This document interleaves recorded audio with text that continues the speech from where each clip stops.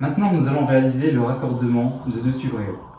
Pour ce faire, nous avons besoin forcément de deux tubes Réo, que ce soit le Rotherm Multi ou le Rotherm.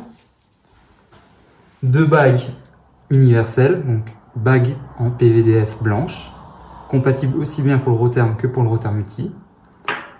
Deux raccords laiton, également un seul jeu de raccord est nécessaire pour les deux gammes de tubes.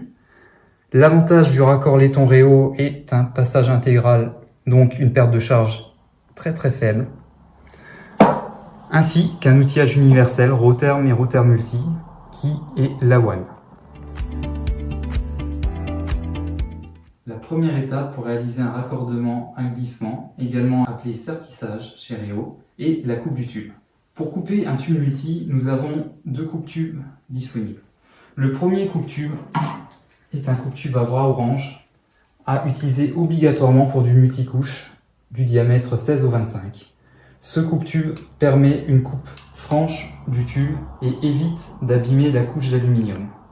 Il est vraiment obligatoire, je me répète, de l'utiliser du diamètre 16 au 25 en multicouche. Nous avons un second coupe-tube à bras blanc pour pouvoir couper le multicouche. Évaser le tube, c'est agrandir le tube à l'aide d'une tête d'expansion et d'une pince pour pouvoir insérer le raccord. Le but de l'évasement est de conserver un passage intégral au niveau du raccord et donc de limiter les pertes de charge. Donc pour ce faire, nous allons prendre des têtes dédiées par tube. La tête pour le Rotherm Multi est une tête avec une bague orange qui permet justement de protéger la lame d'aluminium et donc d'évaser un tout petit peu moins, mais c'est prévu pour. Et la seconde tête que nous allons utiliser pour évaser le Rotherm, qui est un tube en PEX A, c'est une tête d'expansion avec une bague rouge.